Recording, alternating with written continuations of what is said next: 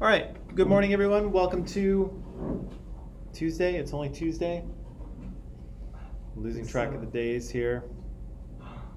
Welcome to Tuesday. I'm going to say good morning to some people who are here. So Ryan is here. Good morning. Tifshin Sana's here. Good morning. Abby's here. Good morning. Good morning, Abby. Shania is here. Good morning. Sarah's here. Good morning, Sarah. And Simrat is here. Good morning. So let's jump in. So yesterday we were talking about sexism and sexism in movies, right? And so I said that, just like advertising, movies can be kind of guilty of spreading stereotypes or spreading kind of cultural messages that are problematic. And sometimes they do that just, so that they'll make sense to an audience. Sometimes they do it because they're lazy. Sometimes because they're just trying to save time and communicate to you very quickly who characters are and what the story is about. And so often we see a lot of familiar kind of stock characters appear in film and TV. Sometimes we see plots, storylines that we've seen over and over and over again. And so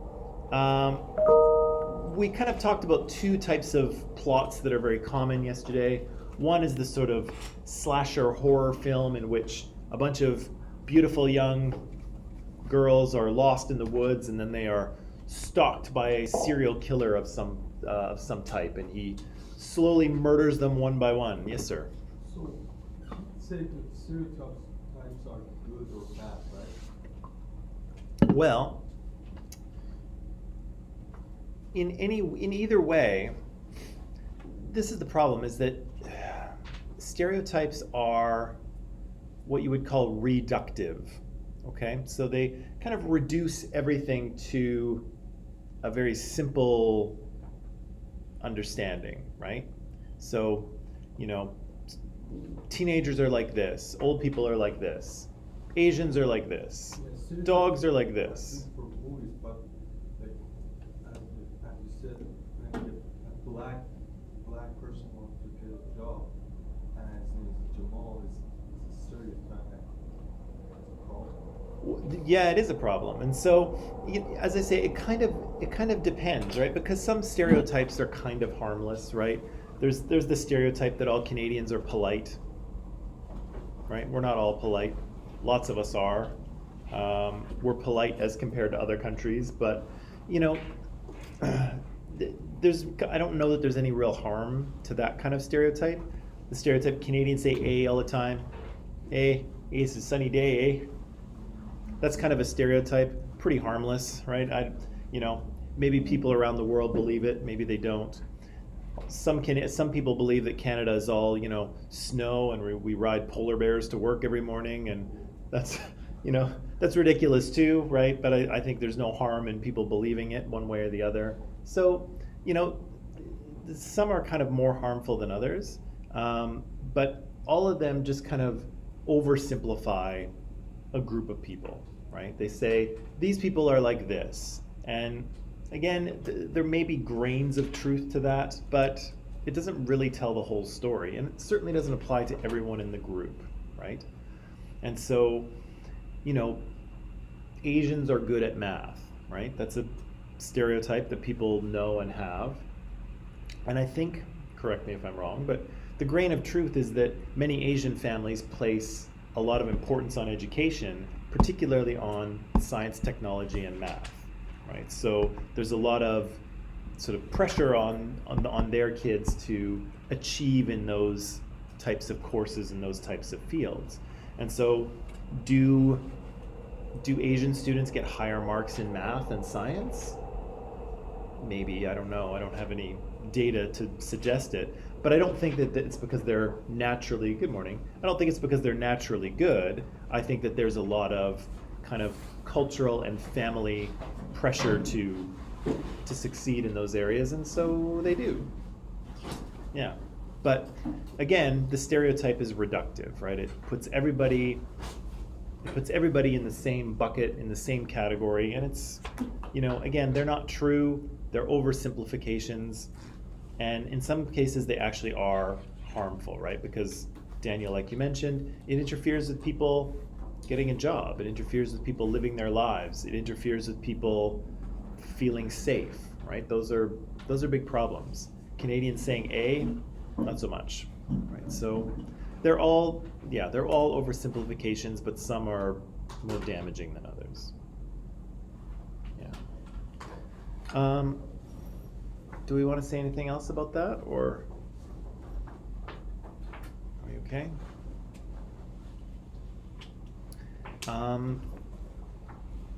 Right. So the murder here, the murderer tends to sort of kill these young women off one by one. It's kind of sexualized violence, but also sometimes the killings are sort of linked to who is a good girl and who is a bad girl. And I'm putting those in quotes because I'm talking about good and bad based on society's expectations for women's behavior, right? Women who are, the girls who are kind of dumb or who are kind of, slutty or whatever, they're the ones who are going to be murdered first, right? And the good girl is the one who will probably escape the serial killer. And strangely enough, we all kind of know who that person's going to be, right? Although it could be just the biggest star of the film, but we kind of know who that person's going to be, right? We kind of instinctively know the person who's going to escape. We also talked about romantic comedies, right? And romantic comedies, of course, are very common. We all, well, maybe not all, but many of us love to watch them. And they are very kind of predictable fairy tale type stories, right? Where women sort of are living their lives, everything seems okay. Then they meet this guy and they're not sure about him, but they come to realize that he is the one. And then when they get together, life is beautiful, right? And so those movies are fun, right? They're fun, they're funny sometimes. Good morning. They're fun, they're funny. They're great entertainment. I'm just gonna kind of skip through these a little bit, but they do kind of send a few problematic messages, right? And one of them might be, no matter how good this woman's life is before, she is incomplete without a man, right? She's without the guy, her life just can never go to that next level, right? And I don't know that that's necessarily such a negative idea, but do we see a lot of movies where the reverse is true, where the man is having a great time, but then as it turns out his life is not that great, he needs a woman to complete his life? And there's probably movies like that, but none of them really spring to mind for me. There's kind of no kind of love stories that are told from the perspective of a man. Is there? All right, what are you thinking of? Are you thinking of? Act Like a Man. Okay. Any others? The one with Zac Efron and Seth Rogen.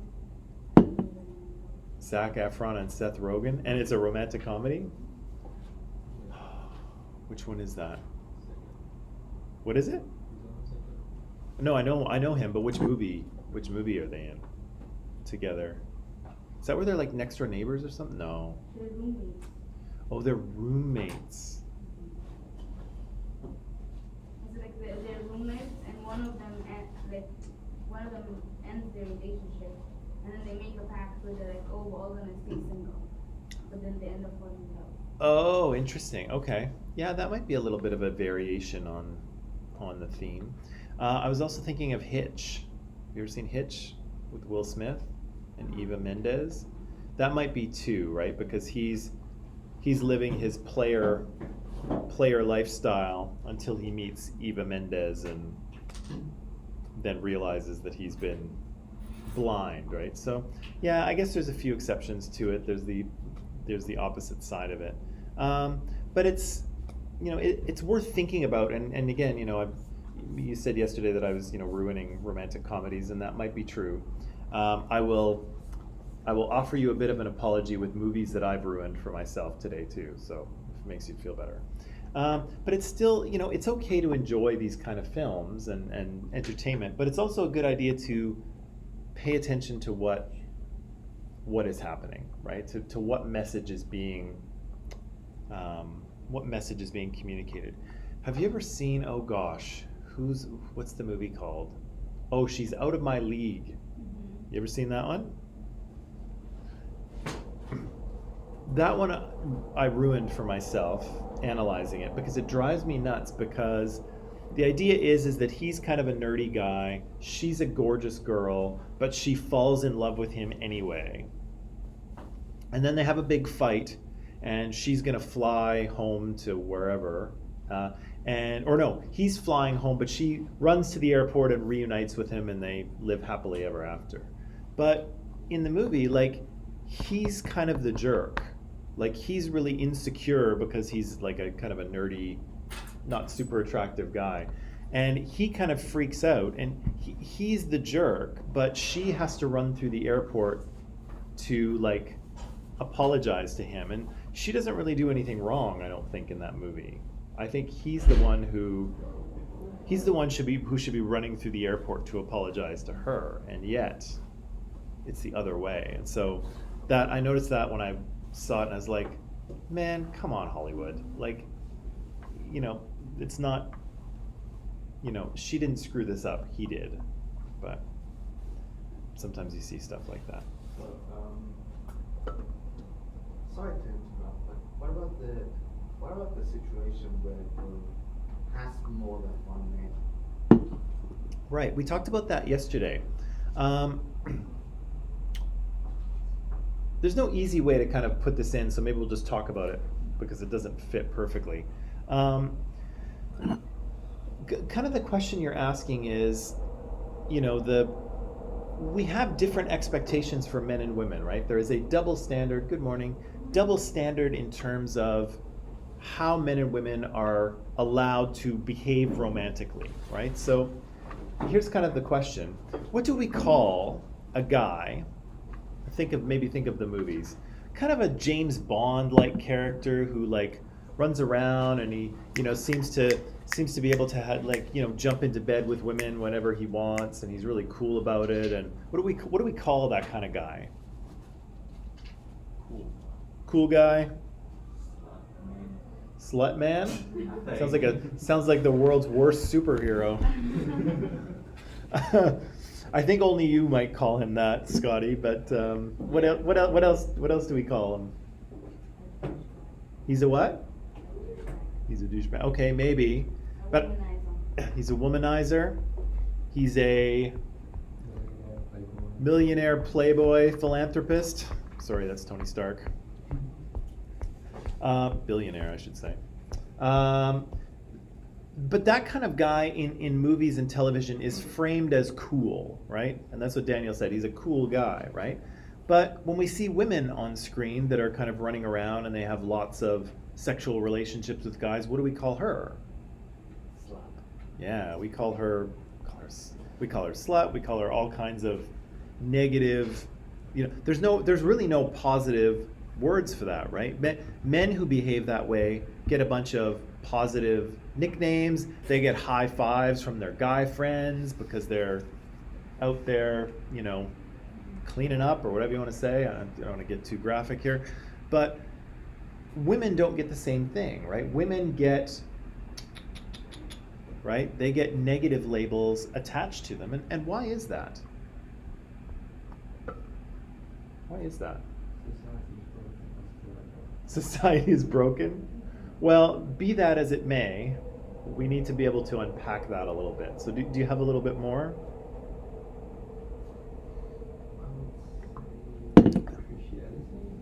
Christianity? Okay. They value virginity. With men too, though. They value virginity with men too. Okay. Well, they value virginity for women more. Jesus' mother.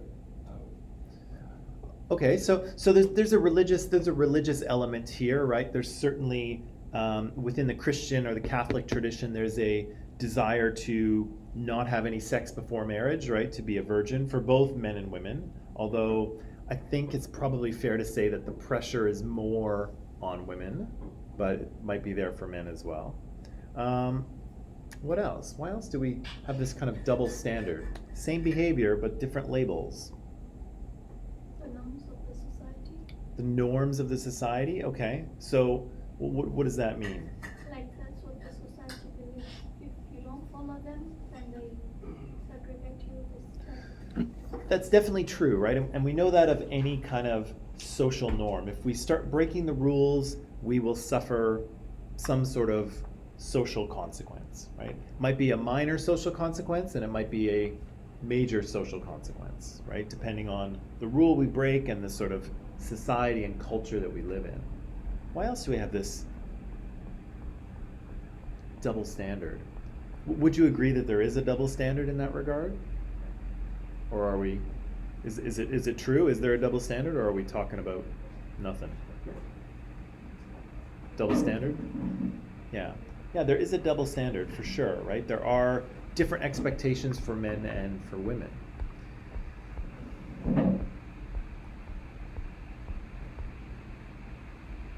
I have some slides on this in a day or so, but do you want to just talk about it now since we've opened this can of worms? Anthropologically speaking, it goes back, I think it goes back, or one of the reasons, it actually goes back to the beginning of farming. So those of you in my comparative cultures class, this will sound familiar. Up until about 12,000 years ago, human beings are hunter-gatherers, right? So nobody farms anywhere on the world. Everyone is hunting or gathering food. That's how our species lives their lives, okay? And what you see is, you see a few things. You see people are running around the land, hunting and gathering.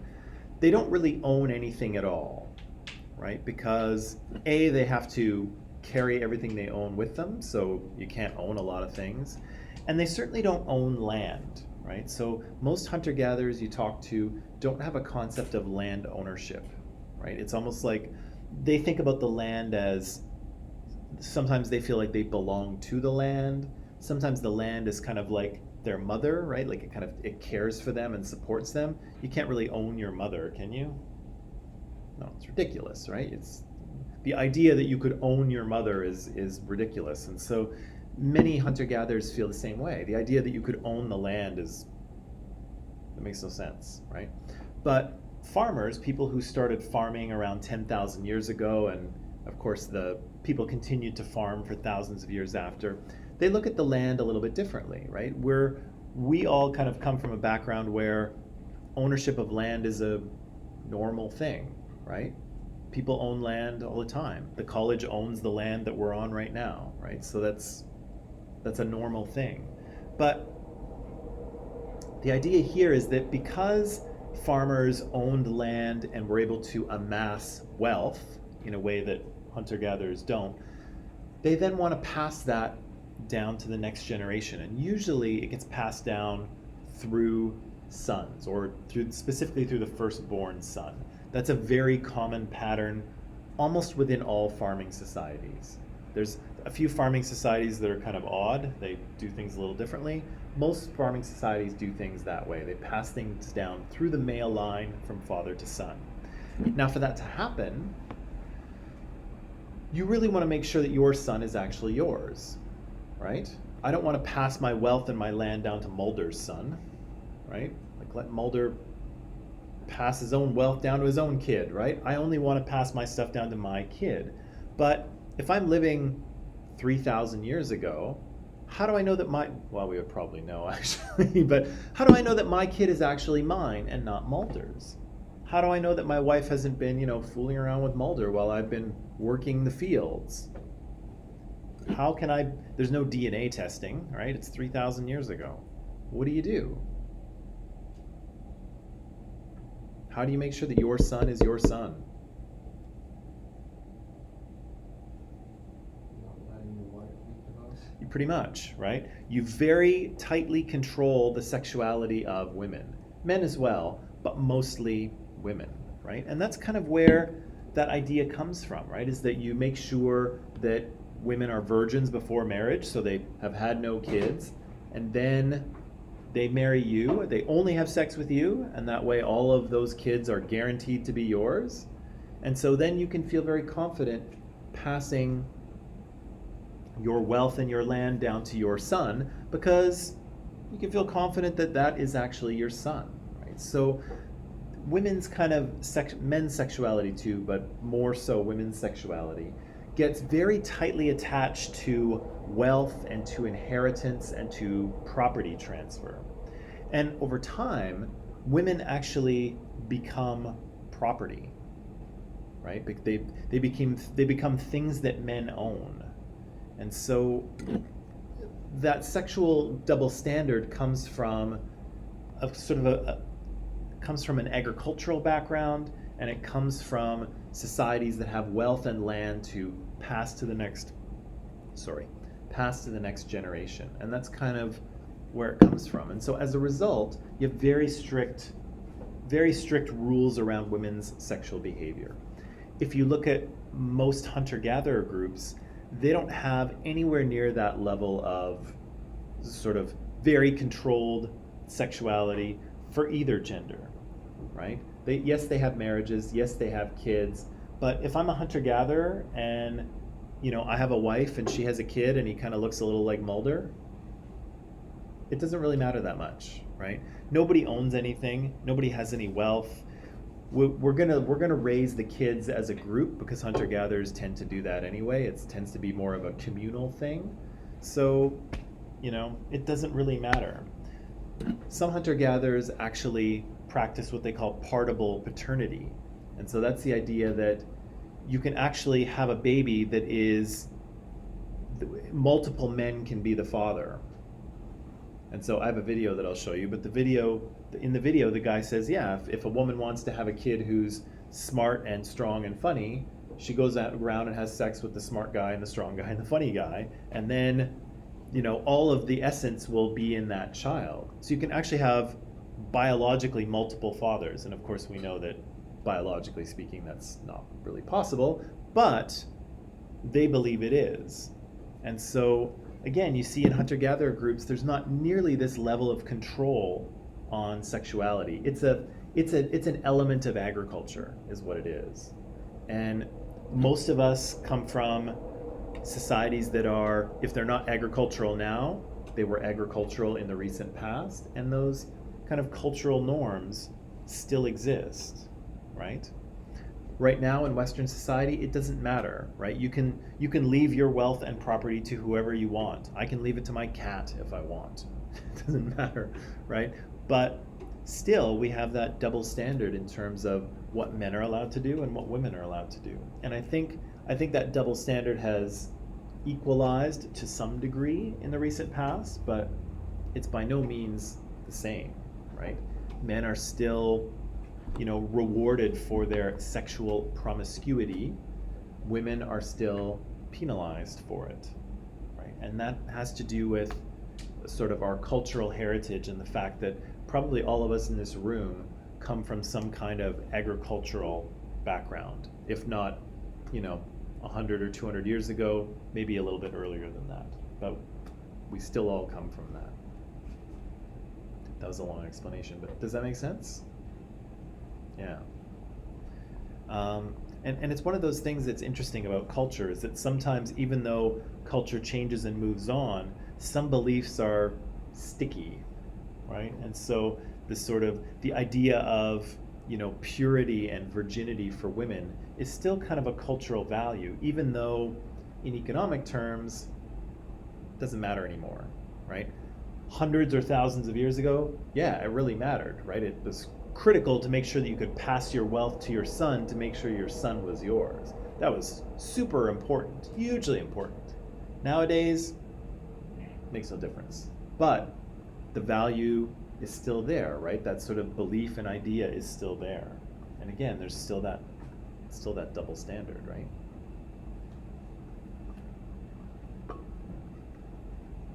Good question.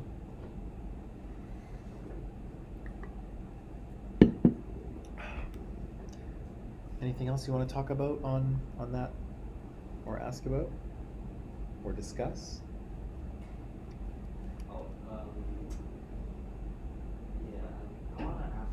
stereotype. When a relationship breaks up, the woman is usually stereotyped as suffering first, man having fun, delaying on the position changes. Oh, I don't. Yeah, I don't know if I have a lot to say about that. The idea that when a relationship ends, that men are out having fun and women are, ear deep in ice cream, and then it switches later on. I don't know that there's anything to that stereotype. I don't know, and I don't know what to say about it either. It's because men aren't in touch with their emotions. Hmm. So they react slow. They what? React slow. They react slow? Oh, okay. Maybe. Probably depends who dumps who. That has an effect as well. I don't know what else to say about that. I'm just gonna jump ahead. Yes. Oh yeah. Okay. Sorry. I want to do this. So the Bechdel test we talked about yesterday. The idea that if you set this criteria for movies that they have two female characters that talk to each other about something other than men, what you find is that a shocking number of movies do not pass this very simple bar, right? You would think it would happen all the time, right? That women would talk to other women in a movie about something other than men. You would think that would happen all the time, but very interestingly, it does not, right? And it should make you question whose stories are these, right? Whose stories are these that half of the population, when they're represented in film, don't talk about anything other than men, or they don't talk to other women, right? That's a very bizarre thing, because I think the women in this room can very quickly tell us, do you talk about things other than guys? Just guys, Blake? That's all you talk about? Okay. It's okay if you do. We're very interesting, but but yeah, so in reality, we know very clearly that yes, of course, women talk to other women, and yes, of course, they talk about things other than men all day long.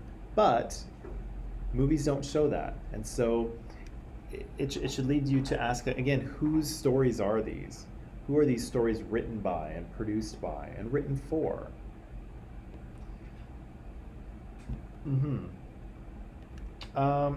Yesterday we started talking about misogyny, and that's kind of a dislike or a contempt or a hatred of women. And unfortunately, you don't have to look very far or very deep to find evidence of misogyny, right? And so it can be kind of lighter, or it can be kind of heavier. It can be inappropriate jokes, or it can be exclusion, or it can be very hurtful comments about women. And again, you don't have to go very far into television, movies, and definitely not far into social media to see this sort of thing play out, right? And so yesterday we started watching a little video essay here on The Big Bang Theory, popular American television show. I think it ran for about 10 seasons. It ended maybe a few years ago, 3 years ago or something. Very popular, huge ratings, made tons of money. This cast was making like $1 million an episode. Hugely successful, but the show has a lot of misogyny in it, right? And we saw some of that yesterday, and we got about halfway through that video, and then we ran out of time. So what I'd like to do is I'd like to just finish watching that video and then try to remember what we saw yesterday and talk about what we see today. And so keep in mind what I asked you to pay attention to in this little video was this: the messages being transmitted about women and about men. So what are men like? What are women like? What should men do? What should women do? And then again, how's the humor being structured, right? So we laugh, right? So something funny happens on the show and we laugh, but pay attention to what we're actually laughing at, right? What is actually funny here? Okay? All right, so online people, we're gonna start at about let me just see where my counter is here. 12. So I backed it up a little bit. So online people will, I'm gonna start the video today at about 12 minutes in. We made it a little further than that, but I'm just gonna back it up so we can get back into it. So start about 12 minutes and then watch to the end, then come back here and we'll talk about those things, okay? Link is in Microsoft Teams as it was yesterday. So we'll see you in just a few minutes.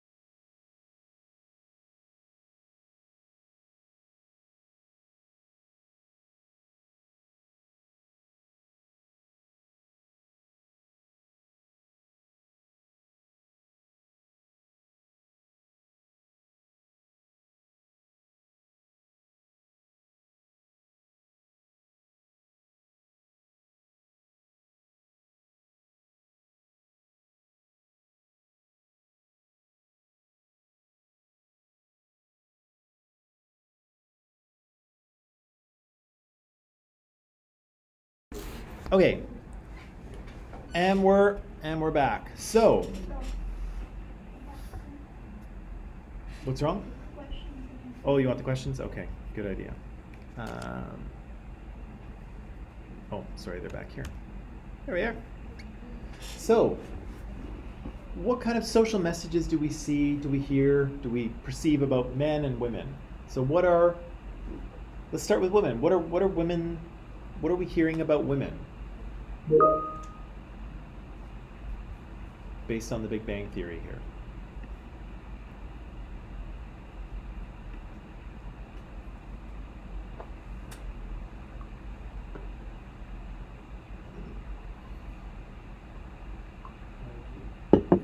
They're cranky. Why? Yeah, he did. Sheldon said it. It's really loud.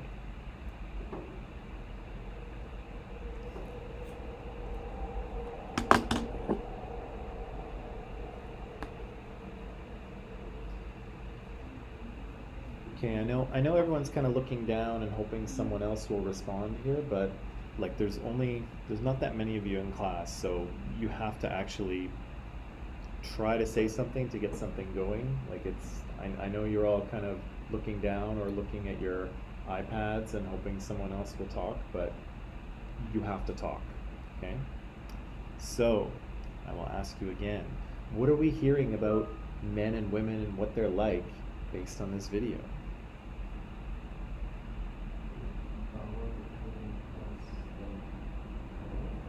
Sure, we hear a lot of, we hear a lot about biology, right? In terms of that women are somehow inferior to men, like biologically inferior. How are they biologically inferior?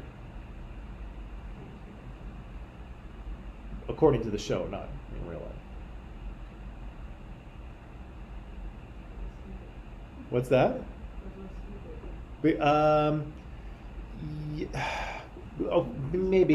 Maybe. Yeah. I'm just trying to think of when they actually kind of referred to that, but yeah, there is a kind of an idea that women are not as, somehow they don't understand, right? They don't understand life or reality the way that men do, right? What's that? More problematic, like women are. So women cause problems in some way. Definitely. What else? No, I don't mean. I'm not agreeing with the stereotype. I'm just saying that that's part of what's being communicated. So just so we're clear. Yeah. What else? What are we hearing about men and women?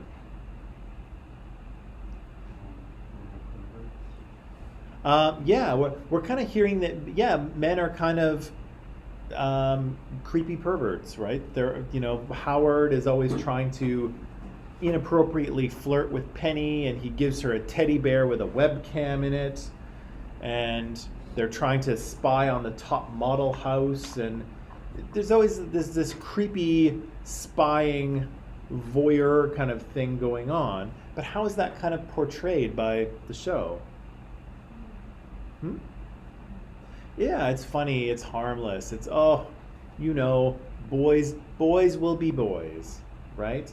But how are they able to do this? How are they able to get people to laugh at this?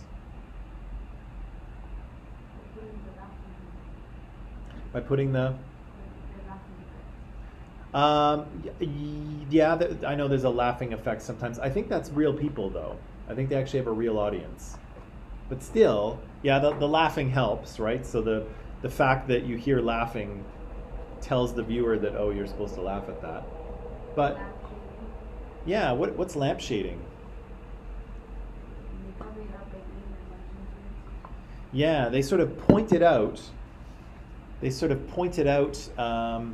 the characters point out something that's weird in the writing, but then they just kind of keep going, right? So they know it's weird, the character points it out, and then they move on, right? Deadpool's really good at this too. Deadpool. What is he? What I forget which movie it's in, the first one or the second one, where something happens and Deadpool kind of looks at the camera and he's like, "Well, that's just lazy writing," right? so yeah, he's lampshading, right? He says that, oh, that's just way too easy, but then they carry on with it anyway. And so here they do the same thing with racism and sexism. They're like, hey, that's racist. Hey, that's sexist. And then there's another joke, and then they just move on, right? So they're not challenging anything. They're just getting away with it, right? They're making the racist joke. Raj says, that's racist, and then, oh, haha, and then they carry on, right? So they never challenge anything. They just kind of get away with their sexist or racist joke without, penalty free. So does that mean that it's bad? Well, does that mean that it's bad? It is in the show, or it is in So what is it? Like make an offensive joke when it becomes offensive. Yeah. Offensive. And then they start laughing and you just move on. Well, and that's an interesting question, because is this a bad show? Is this an offensive show? And the ratings would suggest that no, in fact it's not, because millions of people were watching this show every week for 10 years. And it's the reruns, so you can see this, you can stream this show, and you can see it on cable TV. They'll play it probably until the end of time now. But this show gets watched, was watched, and is watched, and will be watched by a lot of people. So is it really an offensive show, or should we think of it that way? Or why don't people think of it that way? Because it's funny. I get the impression that the writer of this video essay doesn't think so. He makes that comment. He's like, most of the jokes on Big Bang Theory, such as they are, which is kind of like, they're not very good.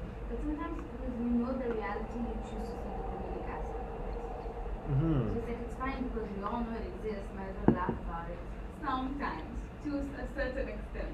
To a certain extent, yeah, and I think that the fact that those guys are all kind of geeky, nerdy guys is what allows people to laugh at these things, right? Because I think that the author of the video essay is right, that if these were a bunch of like cool, studly guys, it wouldn't play, right? It wouldn't work. Their creepy behavior would be dangerous and scary, right? But somehow when you see Howard, who looks like he's about that tall, he doesn't look very threatening or imposing.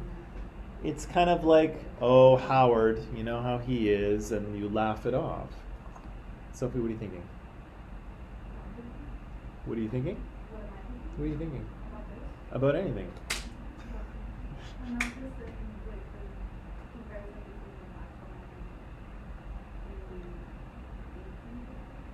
And I was thinking, like, incels, like the word, like I was kind of using that as a Yeah.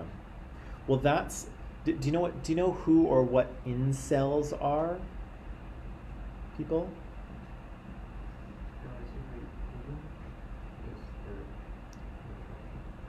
Yeah. So this is a group of guys who are, for whatever reason, they've been unsuccessful in their attempts with women, either to get girlfriends or get dates or whatever. So they're involuntarily celibate. So they're not having sex, but it's not their choice.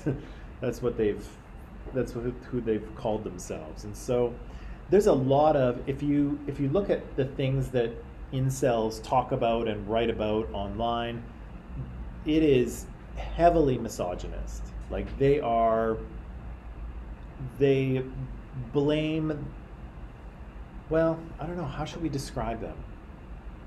It's like they're trying to blame women without right out this blaming, because they're blaming women for their own problems. Yeah. Like, I'm such a nice guy, but it's your fault you're not dating me, so that's why I'm like this.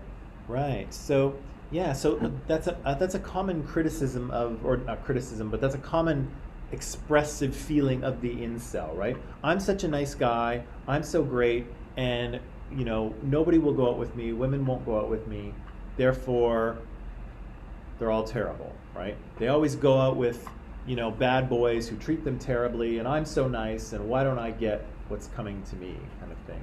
But one of the things that's kind of infused in there too, we're getting way off track, but let's just go with it, is a transactional thing, right? So these guys feel that if they're nice to a girl, if they like shower them with presents or with attention or doing things for them, that somehow they are owed something, right? And so it's a very kind of transactional way at looking at relationships.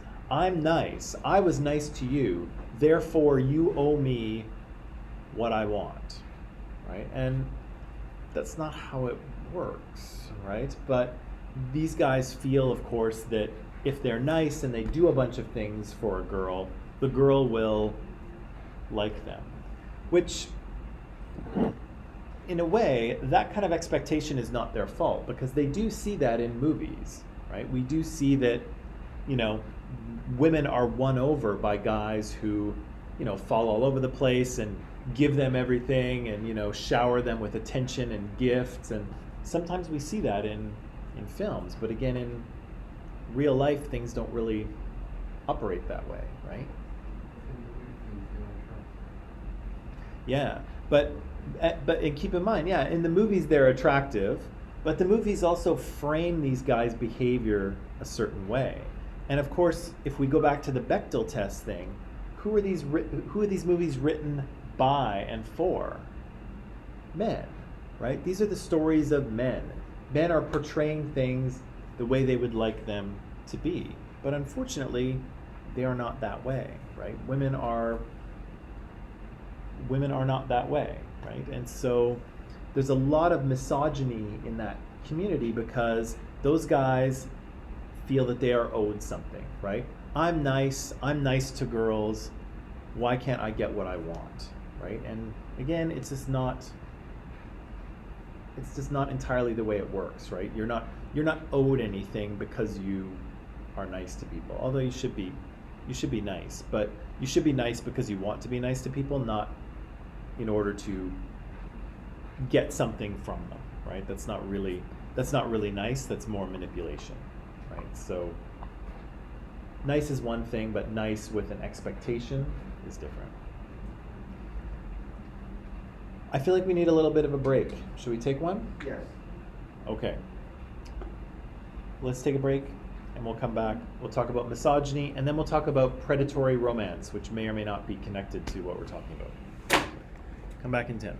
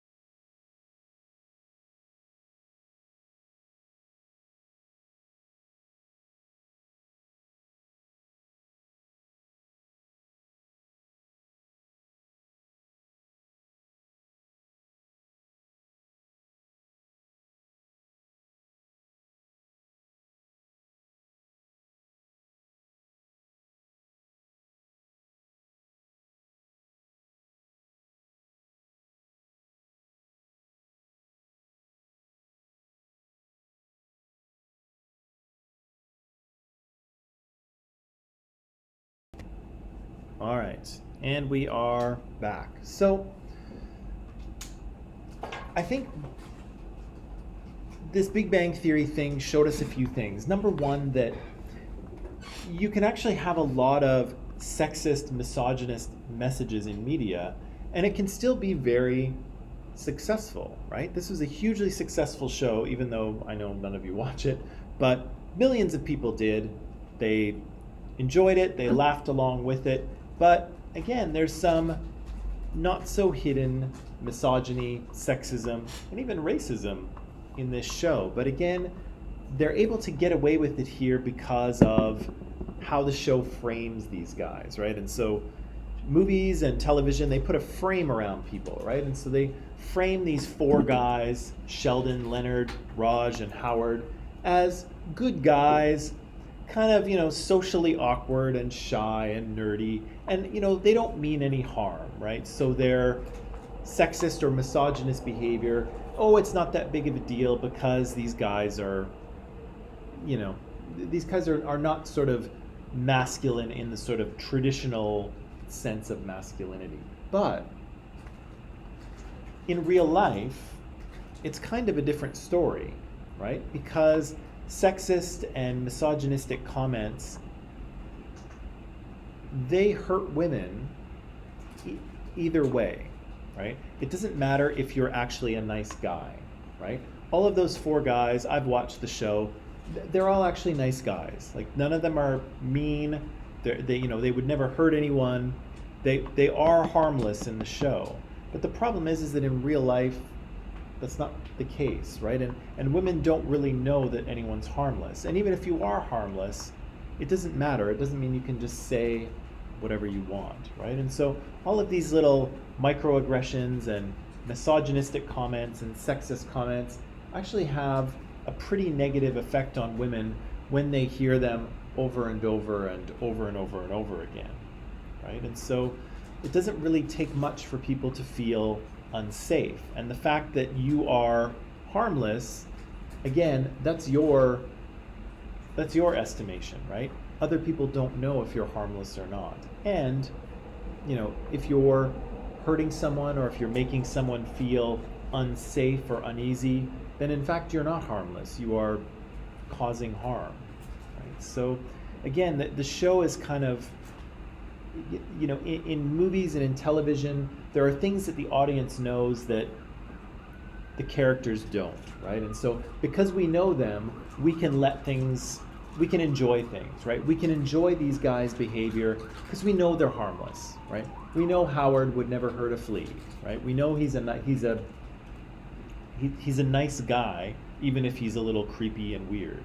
But creepy and weird makes women feel unsafe in society because they just never know who's harmless and who's not, right? And so again, shows can get away from this, shows can get away with this by framing characters in certain ways. Now,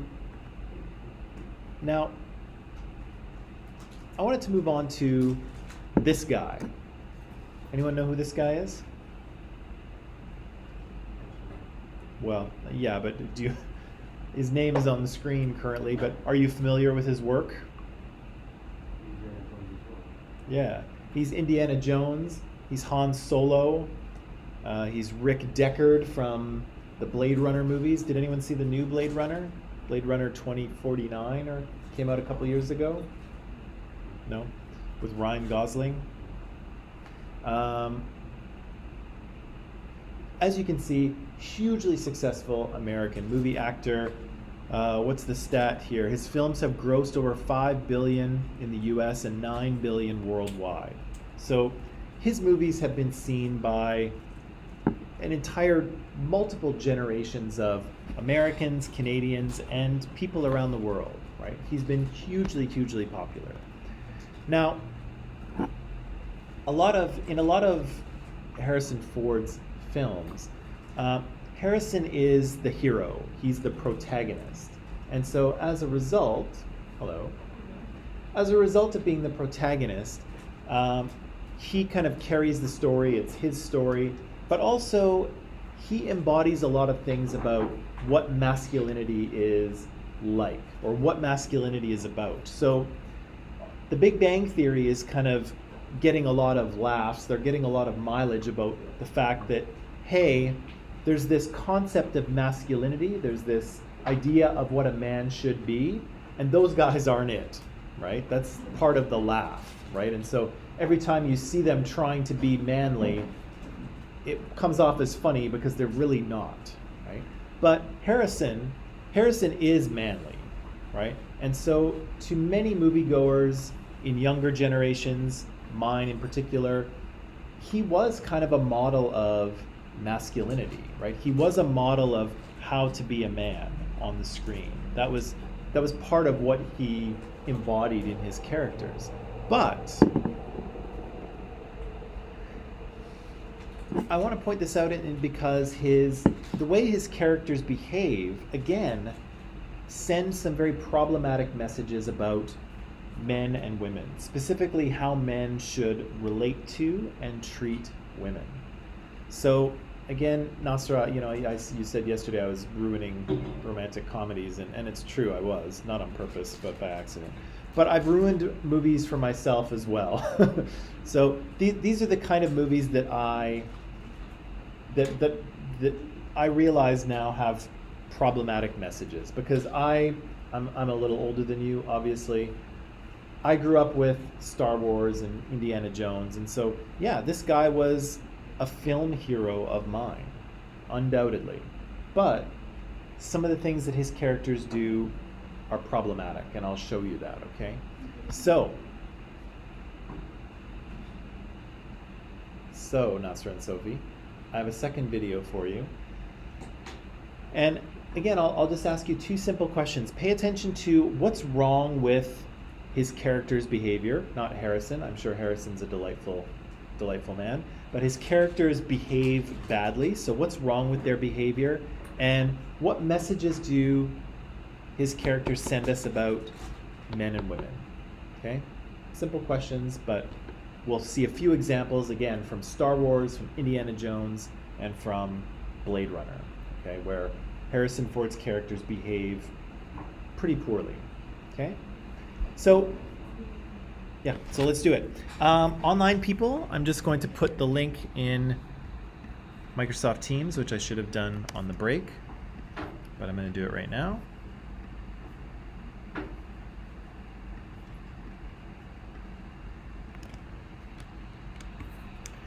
And then we will watch. 3, copy.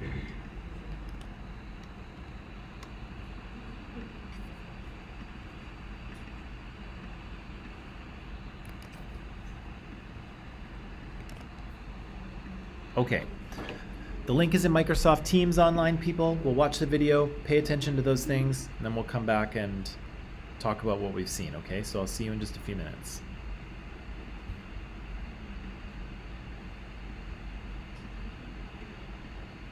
Okay.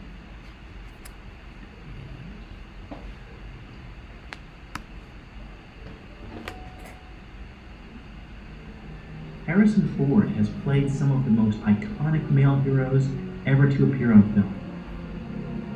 The cultural impact of his filmography is so massive that it's hard to overstate. An entire generation of young boys learned to idealize his cinematic performance of masculinity. These films provided an education of sorts into what it meant to be a man. Han Solo, Indiana Jones, and Rick Deckard have a lot in common. They're lovable rogues who chart their own path and take what they want. They may be assertive or cocky, but in the end, they're always framed as good guys. Growing up, I watched Harrison Ford's movies dozens of times. But going back and watching them again as an adult, I'm struck by something else they have in common. Something darker. Something I hadn't quite noticed as a kid. Or at least didn't really have the language to articulate. I don't know. I have a bad feeling about this. Yeah. If you look beyond their charisma, Deckard, Han, and Dr. Jones all treat women badly. So in this video, we're going to take a closer look at 4 iconic scenes from Harrison Ford's career, all of which illustrate an unsettling pattern. Each is essentially framed as a seduction scene and plays out a similar dynamic, the dynamic of predator and prey. Most critics agree that Empire Strikes Back is the best of the original Star Wars trilogy. The film takes a darker tone and focuses more on its character development, fleshing out the relationship between Han Solo and Princess Leia. Now keep in mind that Han and Leia have had no romantic relationship up until this point. In fact, their interactions have been tense, to say the least. Let go. Let go, please. Don't get excited. Captain, being held by you isn't quite enough to get me excited. Sorry, sweetheart. No time for anything else. I'd like to focus on one scene in particular, a scene that's often cited as one of the most romantic in cinematic history. Let's count the number of times that Princess Leia, directly or indirectly, indicates that she's not interested in Han's advances.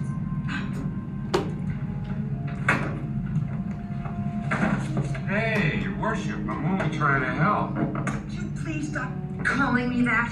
Sure, Leia. You make it so difficult sometimes. I do, I really do. You can be a little nicer, though. Come on, admit it, sometimes you think I'm all right. Occasionally, maybe. When you aren't acting like a scoundrel. Scoundrel? Scoundrel? I like the sound of that. Stop that. Stop what?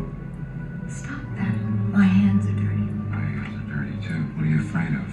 Afraid? You're trembling. I'm not trembling.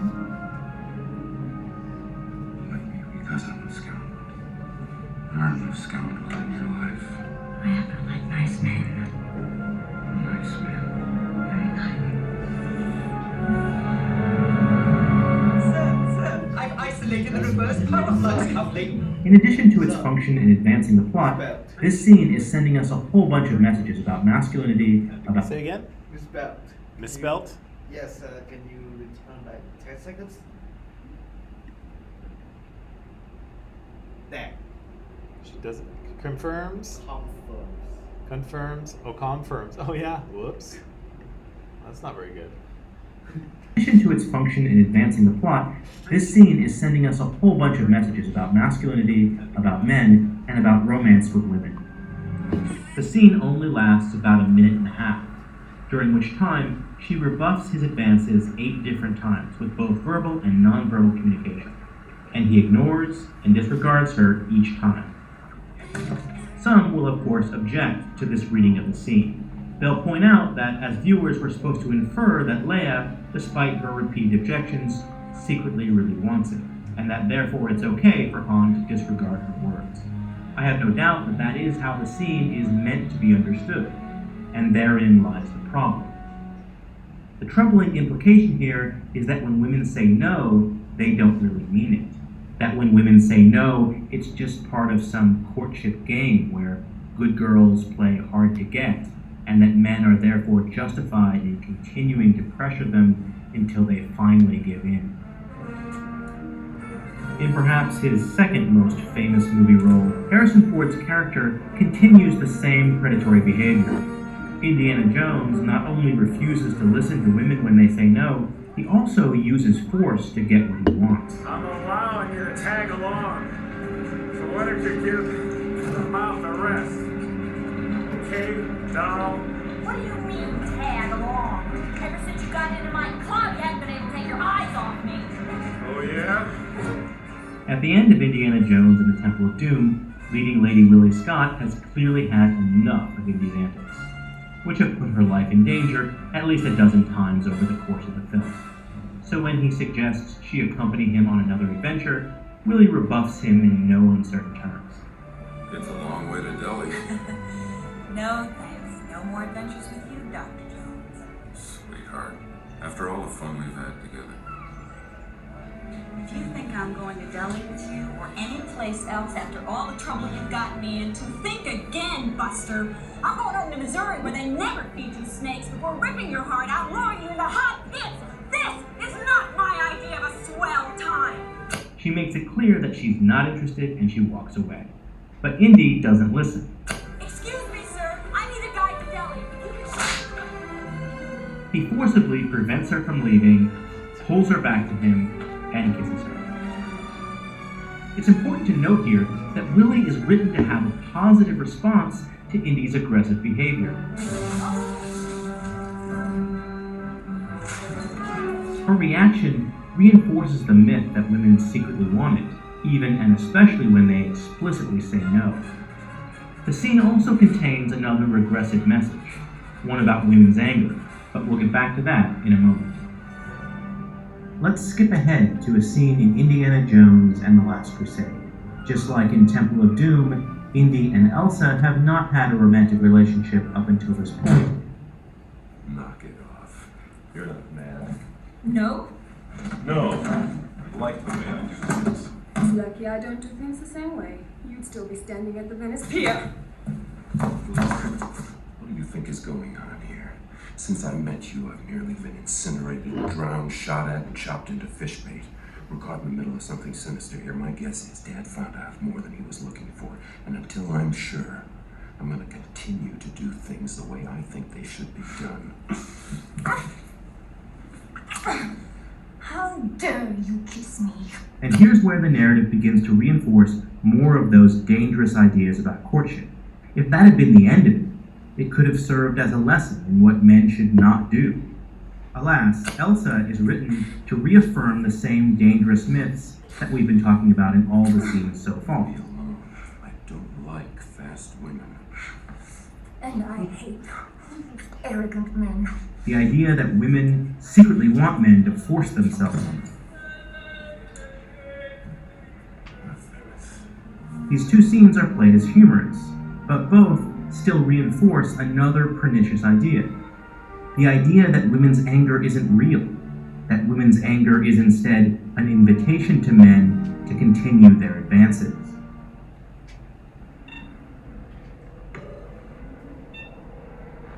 For most of my life, I said that Blade Runner was my favorite film of all time. I don't say that anymore. Ridley Scott's 1982 masterpiece includes perhaps the most disturbing of Harrison Ford's so-called romance scenes. The film frames a violent sexual assault committed by its protagonist as a form of seduction. First, a little context. Rick Deckard has just informed Rachel that her memories are fake and that she's not a human being as she previously believed, but a machine. Keep in mind that it's Deckard's job to kill androids like Rachel. Deckard is drunk and Rachel is distraught. And he takes advantage of this vulnerable moment to kiss her.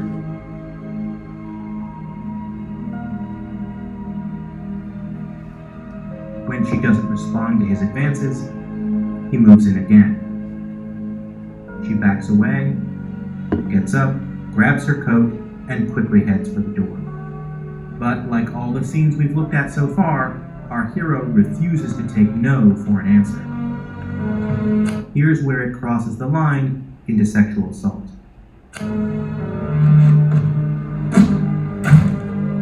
Deckard responds to rejection by getting angry and turning violent. He punches the door closed, grabs her, shoves her against the window, pins her there, and then forces a kiss on her as tender music starts playing to indicate to the audience that we are now supposed to find all of this seductive. The implicit threat of violence weighs on everything in this scene. The scene includes many of the same dangerous messages we saw in previous examples. Again, we see the myth that women secretly want it, and again, the myth that women will respond positively to male aggression. It's all here.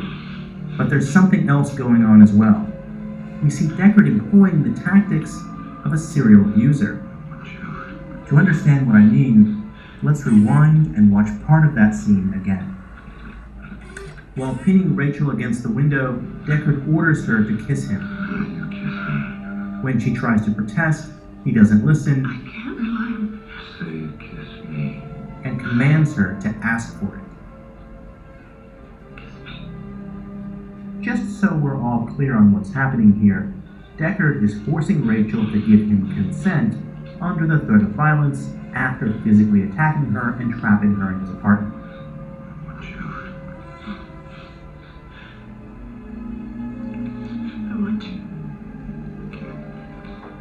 I want to. What Deckard is doing is shifting the blame and the culpability for this assault away from himself and onto Rachel. He's forcing her to make the assault her fault. He's forcing her to literally ask for it. This is a particularly insidious form of emotional manipulation that's commonly used by men who commit domestic violence. Blade Runner is about a man in crisis, a man uncertain about his job, his place in the world, and his own humanity. But instead of facing that internal struggle, Deckard reasserts his own power by exerting power over women, especially Rachel. In many ways, Harrison Ford represents the paragon of all-American Hollywood manhood. Throughout the 80s and 90s, he was an almost unparalleled cinematic role model.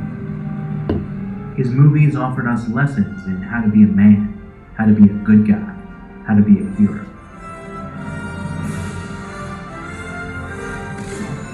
But they also taught us that aggressive sexual behavior is something that women admire and that young men and boys should emulate.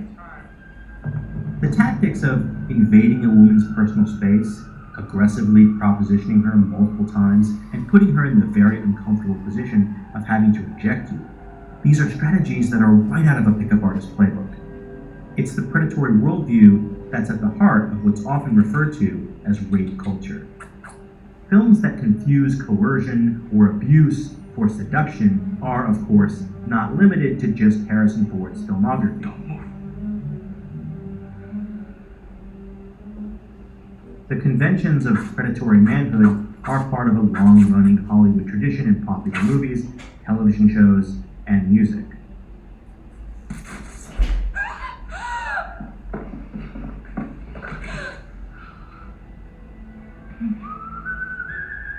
In the 3 decades since the release of Blade Runner, very little has changed in terms of Hollywood manhood.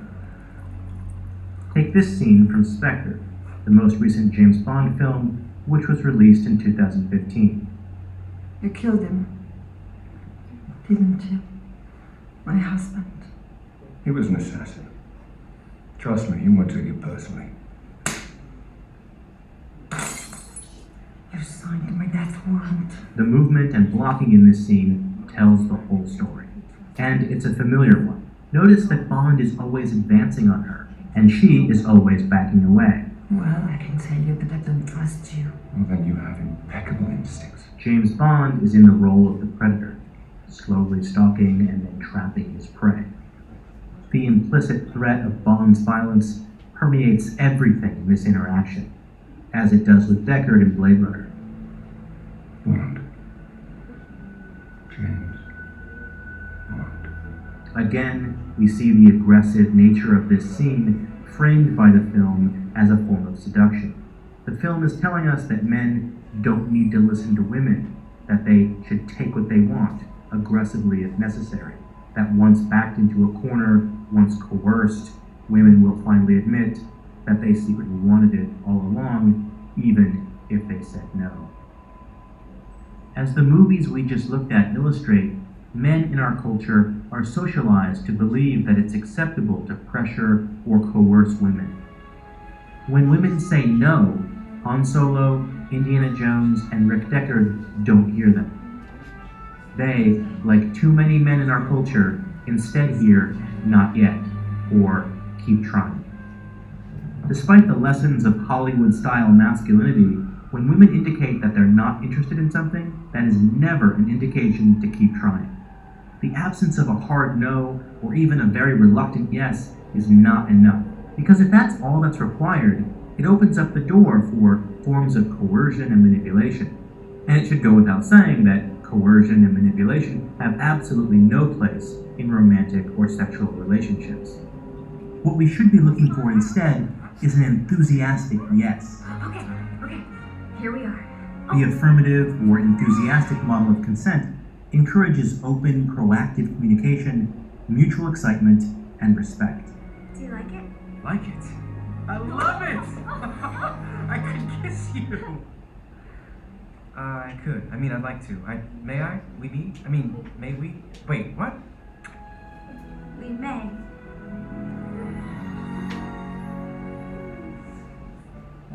If you'd like to see more videos related to media and manhood, you can help fund... Nice little happy ending there. Oh, I guess I had that going. So very quickly, because we only have a few minutes left. So what's wrong with his character's behavior here? Well, in one case, maybe he is, yeah. But in more general terms, what's wrong? What's that? Yeah, so he's not listening to women's consent or lack thereof, right? None of those women say, yes, kiss me, or hey, let's do this, you hot stud, or whatever. Nobody says that. But yes, he doesn't get that. And in fact, they say the opposite, do they not? Yeah. In what ways do women say no? Stop. Stop that. I want to go home. Backing away. Walking away. What? Oh yes, yes. There's slapping that happens. Those are all pretty hard no's, right? But Harrison Ford's characters don't listen, right? They just keep pushing, they keep advancing. And of course, in the movies it pays off for them, right? Because they finally corner their prey, quote unquote, and then the woman's like, oh, and she falls into his arms, right? And it's all okay. But in real life, it doesn't work that way, right? No means no, and the more times you ask, the harder a no it will become. But you can see how dangerous that might be, right? Because the message that young men were getting here was that you just keep trying, right? Keep trying, keep pushing, keep advancing. She will say no, no, no, no, no, no, but then eventually she will say yes, right? And so you just have to keep pushing. But of course, for women, this is very dangerous and threatening and probably just, annoying to have to keep dealing with a guy who will not take no for an answer, right? And you have to take no for an answer, because no means no, and no's don't usually evolve into yes, or at least they don't evolve into yes with more pressure. What else did we see in there? Anything else you want to pull out?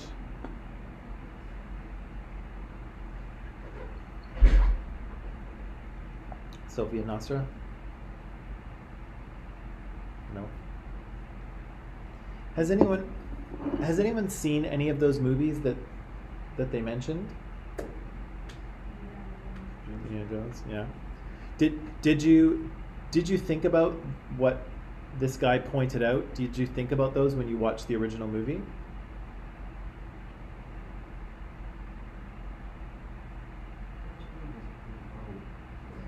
Some of them are, yeah.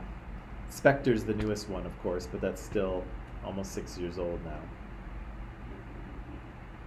Yeah, but that's the thing, right? Is that because those films reflect stereotypes and sort of societal values, and because movies can frame things certain ways, certain characters can get away with things that they wouldn't be able to get away with in real life, right? And so Indiana Jones and Han Solo, we know those guys are the good guys, right? We know that they're the heroes. And so they're not doing anything bad. And of course, the female characters respond that way, right? The female characters do fall into their arms and kiss them, and the romantic music is playing in the background. And so the audience understands it a certain way. But again, if you put that scenario into real life, that's not how it plays out, right? That's, that behavior is, like he says, manipulative, coercive, threatening, and then all the way to sexual assault, right?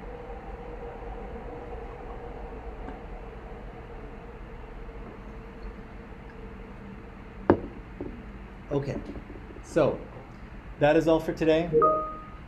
Pack it up and come back tomorrow, and I forget what we're talking about tomorrow. It'll have to do with sexism, but that's it. I'll see you tomorrow. Online people, see you tomorrow as well. Bye.